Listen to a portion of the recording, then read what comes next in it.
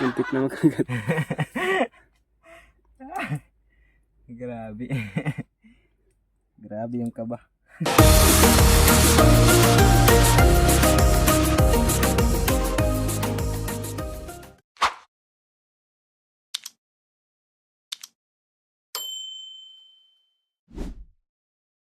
So ayan mga kalakas, ngayon may kinukuha tayong alimango. At di ko alam kung malaki na to. Medyo siguro maliit-liit pa to. Pero tingnan natin kung pwede na nating kunin to. Tingnan muna natin. Dito sa loob. Ayan, kung naririnig nyo. Ayan, yung alimango. Dahan-dahanin lang natin baka maano. Butas yung alimango. Butas yung bahay niya.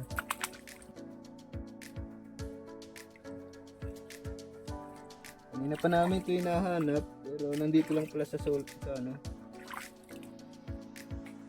sa sulok ng sapa.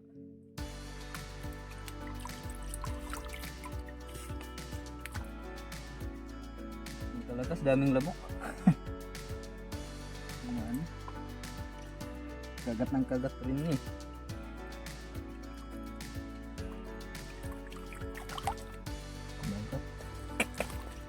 Magat baka maano yung ano niya. Masyado to. Muntik na makagat. Grabe. Grabe yung kaba. Kakagatin pa yung kamay ko eh. Uy. Ang liit pa naman yan, tapos ang tigas-tigas. Uy. Ayan. Kagat ng kagat. Tapang ng alimango na to eh. Sinisipit yung ano natin eh, tandalos eh.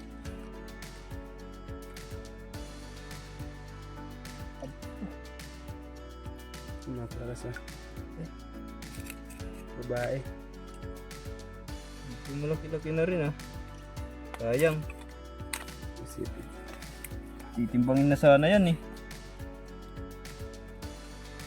Malaki kasi yung alimango, yung bayad ng alimango kapag tinitimbang. Kaysa sa bibinta lang namin. Sayang na ano. Yun. Kung ano naman yung isang yung isang sipit.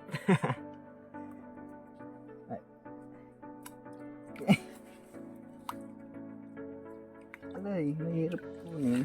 Uy. Tanggal lahat ng ano nito. Tanggal lahat ng sipit nito.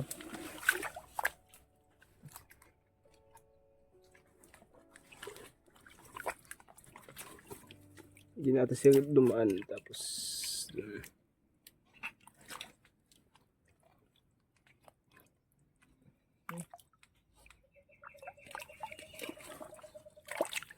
Dito na. Yan. Ay, sayang. babae mga kalakas oh. No. Sayang, medyo malaki na sana eh. Ano pa yung isang sipit? Natin. Ay, ano ba to? Medyo malambot pa siya. Medyo malambot pa siya. Ibig sabihin mga kalakas ay hindi pa siya masyadong Mataba. Hindi pa siya masyadong mataba kasi ano siya oh. Malambot pa siya dito. Ganun yung palatandaan mga kalakas kapag malambot dito.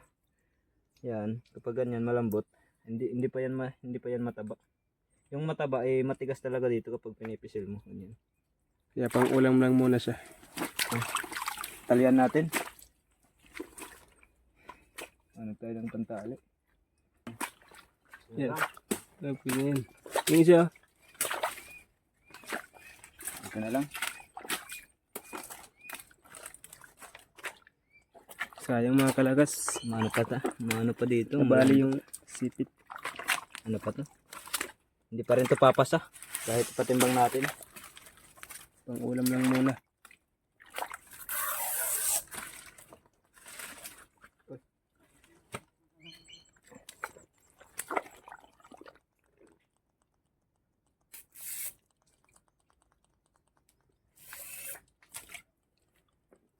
Yan mga kalakas. Yung mga ganyang kalaking alimango ay inuulam lang namin yan. Eh ano. Minsan yung iba pinapakawalan namin. Yan, talian na natin.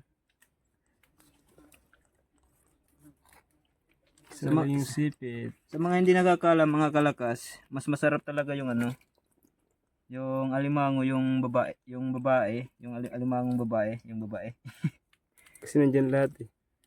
Masarap yun kaysa sa lalaking ano, alimango. Pero depende pa rin yun, baka yung ano, mas masarap yung babaeng alimango kapag ano, kapag mataba siya.